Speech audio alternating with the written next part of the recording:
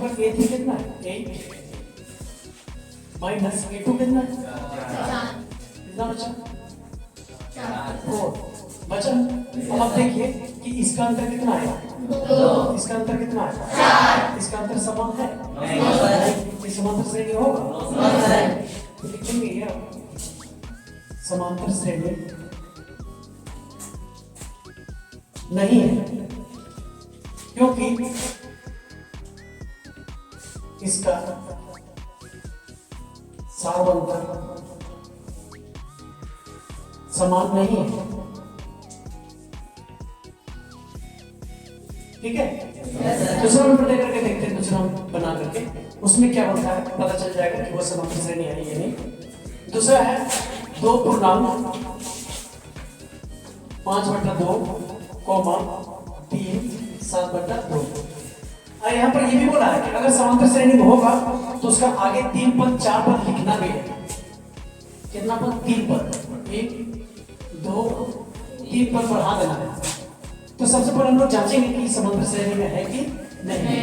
तो D बराबर A2 minus A1, D बराबर A2 का वैल्यू कितना है? ये 5/2 माइनस इसका कितना है? 2। अब जब ऐसा कंडीशन आता है तो हम लोग कैसे हल करते हैं इसको? ठीक है, बिल्कुल सही। एलसीएम ले लेंगे तो कितना हो गया? 2 भाग लगाएंगे, गुना करेंगे, माइनस यहाँ पर से भाग लगाएंगे, गुना कर देंगे, तो D इक्वल टू कितना हो गया? 1/2।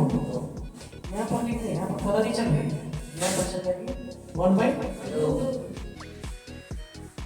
एक बार और निकाल के देखते हैं, A3 माइनस A2। अब D बराबर A3 का वैल्यू कितना है? 3 है, माइनस A2 का वैल्यू कितना है? 5/2। तो D इक्वल टू कितना हो जाएगा? एलसीएम लेंगे फिर से वैसे ही ना, कितना हो जाएगा? 6 माइनस 5 इक्वल टू कितना? 1/2। अब आप देखिए कि इसका वैल्यू कितना है, इसका वैल्यू कितना है? इसका मतलब इसका अंतर क्या है? समान। समांतर श्रेणी होगा ना, देखेंगे यह समांतर श्रेणी है, क्योंकि इसका सारवंतर समान है।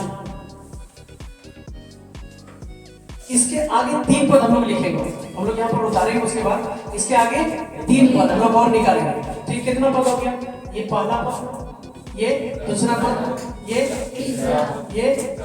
सबको निकालना क्या है? और